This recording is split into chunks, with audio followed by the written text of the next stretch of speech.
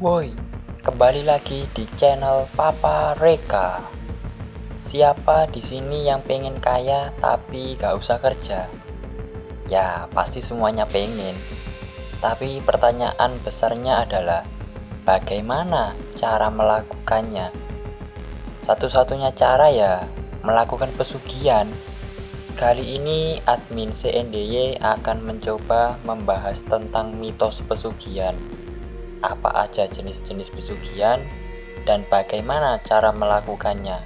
Bukan untuk ditiru, melainkan hanya untuk menambah referensi aja buat kalian. Pesugihan adalah sebuah kepercayaan atau praktik yang berkembang di tengah masyarakat di mana seseorang diyakini bisa memperoleh kekayaan secara instan melalui cara-cara di luar logika. Biasanya dengan bantuan makhluk gaib. Dalam praktiknya, khususnya di tengah kalangan masyarakat Indonesia, pesugihan seringkali melibatkan serangkaian ritual yang bertujuan untuk memanggil atau berkomunikasi dengan wujud tak kasat mata. Seseorang yang melakukan pesugihan biasanya akan membuat semacam perjanjian atau kesepakatan dengan makhluk gaib. Perjanjian ini dibuat sebagai imbalan atas kekayaan yang diberikan. Pelaku harus memberikan sesuatu yang disebut tumbal atau mahar. Tumbal ini bisa berupa barang berharga, namun dalam kasus-kasus tertentu bisa juga berupa nyawa manusia, tergantung pada permintaan makhluk halus yang terlibat dalam perjanjian tersebut. Kepercayaan terhadap pesugihan ini tidak bisa dilepaskan dari budaya masyarakat Jawa yang dekat dengan hal-hal mistis dan supranatural. Selain itu, keinginan untuk cepat kaya tanpa perlu bekerja menjadi faktor pendorong utama yang membuat praktik ini tetap bertahan dari waktu ke waktu. Konsep pesugihan sudah dikenal sejak awal tahun 1900-an, karena pada saat itu terjadi kecemburuan sosial dan ketimpangan ekonomi yang cukup besar di tengah-tengah masyarakat. Mereka yang tiba-tiba menjadi kaya raya tanpa asal-usul yang jelas kerap dicurigai telah melakukan pesugihan. Fenomena ini kemudian berkembang menjadi bagian dari cerita rakyat yang diwariskan turun-temurun dan hingga kini masih dipercaya di berbagai daerah di Indonesia, khususnya di Jawa. Istilah pesugihan sendiri berasal dari kata sugih yang dalam bahasa Jawa berarti kaya.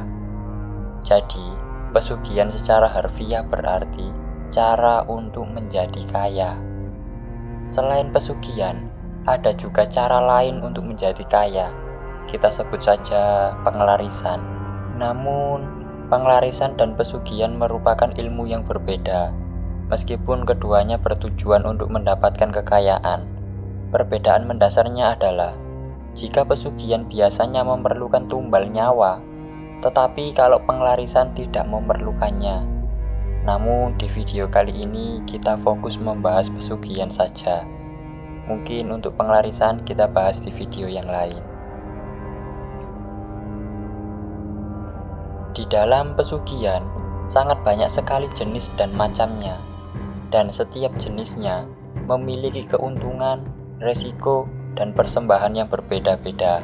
Dan saya akan mencoba membahas beberapa jenis pesugihan yang dipercayai oleh sebagian masyarakat yang ada di Indonesia. Yang pertama adalah pesugihan tuyul. Tuyul bukan sekedar cerita rakyat. Banyak masyarakat Indonesia menganggap pesugihan tuyul ini adalah hal yang nyata, seperti di Jawa, Sumatera, Bali, hingga Kalimantan. Konon, seseorang yang memiliki tuyul harus datang ke dukun khusus. Lalu mereka harus mencari kuburan anak yang meninggal saat bayi. Dari kuburan itulah dilakukan pemanggilan arwah. Lalu arwah si bayi tadi diikat di media seperti boneka, kendi, atau bahkan botol kaca. Setelah ritual tadi berhasil, maka si pemilik tuyul harus merawat tuyul tadi layaknya anak sendiri. Tuyul tidak makan nasi atau daging, tapi si pemilik harus menyiapkan bunga 7 rupa, air bunga melati, permen atau mainan kecil. Tuyul tidak memiliki akal seperti manusia dewasa. Mereka tunduk pada perintah tuannya. Sebelum tuyul ini melakukan aksinya, si pemilik harus membuka media penampungnya dan membacakan mantra pemanggilan. Lalu si pemilik tuyul harus menyusui tuyul seperti halnya anak kecil, sambil menjelaskan kepada si tuyul lokasi korban yang akan dicuri uangnya. Memelihara tuyul juga ada beberapa pantangan atau larangan yang harus dihindari, seperti tidak menyusui tuyul selama 3 hari berturut-turut, membawa tuyul ke tempat suci atau rumah ibadah, marah atau menyiksa tuyul. Konon, jika tuyul marah, ia bisa membuat majikannya sakit jiwa, bangkrut, atau bahkan mati perlahan. Gunung Kawi terletak di perbatasan Kabupaten Malang dan Blitar, dengan ketinggian sekitar 2600 mdpl. Namun, daya tarik utamanya bukan pendakian alam atau keindahan hutan tropis, melainkan kompleks makam keramat di lerengnya. Disitulah pusat praktik pesugihan Gunung Kawi berlangsung. Orang-orang datang dari berbagai penjuru dunia, tak peduli agama, usia, atau status sosial. Tujuannya satu, yaitu ingin kaya mendadak. Kisah pesugihan ini berakar dari makam 2 tokoh keramat, makam Eyang Jugo atau Kiai Zakaria II dan Eyang Sujo, pangeran dari Keraton Mataram. Konon, mereka adalah tokoh spiritual yang wafat dalam keadaan sakti dan diberkahi kekuatan gaib. Seiring waktu, makam mereka dikeramatkan. Orang datang meminta berkah. Tapi dalam perkembangannya, ritual ziarah berubah arah. Banyak yang datang bukan untuk berdoa atau tahlil, melainkan untuk meminta kekayaan instan, bahkan jika itu berarti membuat perjanjian gaib. Biasanya, seseorang akan datang malam hari. Mereka membawa sesajen seperti kemenyan, kembang 7 rupa, kopi pahit, dan rokok kretek. Mereka akan dipandu oleh juru kunci atau orang pintar lokal. Di depan makam atau pohon keramat, mereka membaca mantra menyampaikan permintaan. Tapi inilah bagian gelapnya. Tidak semua permintaan itu bersih. Banyak dari mereka meminta kekayaan dengan syarat khusus, menjadi medium roh gaib, menyerahkan tumbal, dan menjalani pantangan seumur hidup. Menurut kepercayaan masyarakat sekitar, ada beberapa pantangan yang harus dihindari bagi seseorang yang melakukan pesugihan Gunung Kawi, seperti tidak boleh memberi uang kepada anggota keluarga terdekat, tidak boleh melewatkan hari ziarah, dan tidak boleh memberitahu orang lain. Tapi salah satu syarat paling umum dari pesugihan Gunung Kawi yaitu larangan untuk menikah. Kenapa?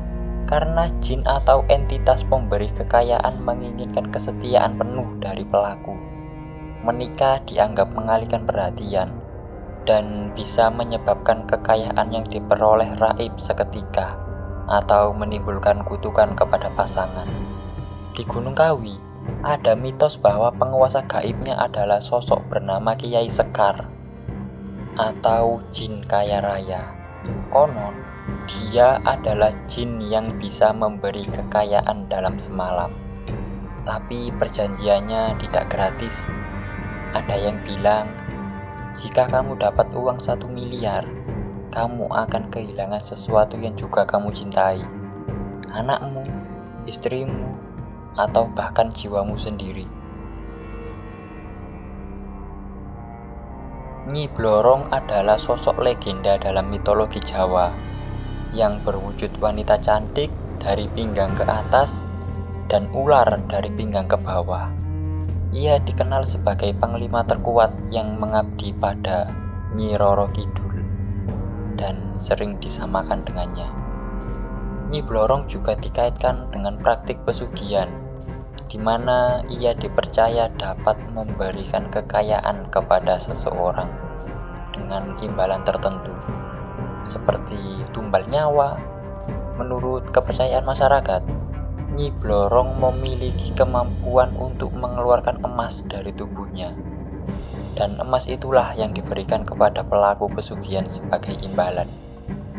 Dalam praktiknya, jika seseorang ingin mendapatkan kekayaan secara instan dari Nyi Blorong, orang tersebut harus bersetubuh dengan danyang atau pengikut dari Nyi Blorong yang berwujud manusia setengah ular. Dan ritual bersetubuh ini biasanya dilakukan di malam 1 Suro. Ada juga yang bilang bahwa yang disetubuhi itu adalah Nyi Blorongnya sendiri. Selain melakukan ritual bersetubuh gaib, pelaku pesugihan juga wajib memberikan tumbal nyawa dari anggota keluarga terdekat, seperti anak, istri, atau bahkan orang tuanya sendiri. Dan seseorang yang mau melakukan pesugihan ini harus kuat secara mental dan psikologis, karena di dalam pesugihan Nyi Blorong, seseorang harus menyiapkan tumbal, bukan hanya sekali, melainkan berkelanjutan. Karena jika tidak kuat mental atau sudah tidak ada lagi yang ditumbalkan, maka diri sendirilah yang akan menjadi tumbal. Babi ngepet adalah istilah yang sangat populer dalam cerita masyarakat Indonesia, terutama di Pulau Jawa. Istilah ini merujuk pada praktik pesugihan, yaitu cara atau usaha memperoleh kekayaan secara instan melalui perjanjian gaib, di mana pelakunya menggunakan ilmu hitam untuk berubah menjadi babi jadi-jadian. Tujuannya adalah mencuri harta benda orang lain secara mistis. Dari semua jenis pesugihan, menurut masyarakat Jawa, pesugihan jenis babi ngepetlah yang paling efektif karena hasilnya instan dan bisa dirasakan dalam waktu singkat.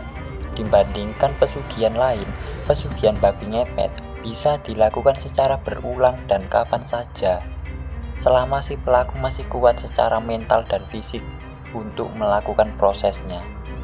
Karena hal inilah, pesugihan babi ngepet menjadi pilihan utama untuk memperkaya diri secara cepat.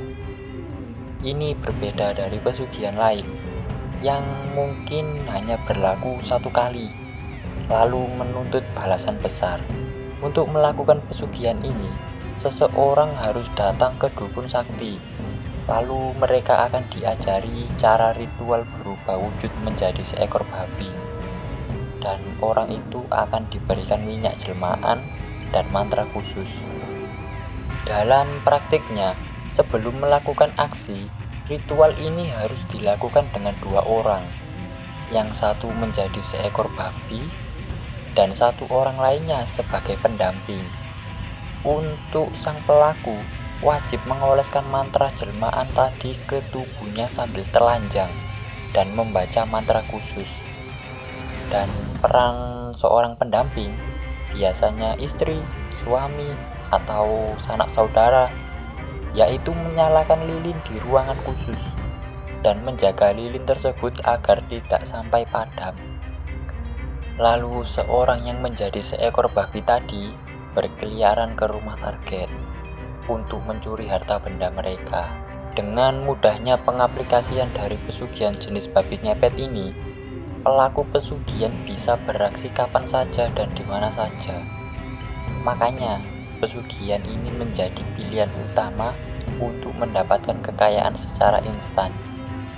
Pesugihan babi ngepet memang menjanjikan kekayaan instan, tapi di baliknya terdapat risiko besar yang bisa menghancurkan hidup pelakunya, baik secara fisik, mental, maupun spiritual. Salah satu risikonya yaitu tewas saat beraksi. Jika pelaku tertangkap warga saat beraksi pada saat berwujud babi, ia bisa saja terbunuh secara brutal dan dibakar hidup-hidup jika ketahuan oleh warga. Lalu, jika si pendamping tadi lalai menjaga lilin dan lilin tadi padam, maka pelaku yang berwujud babi tidak bisa kembali lagi ke wujud manusia.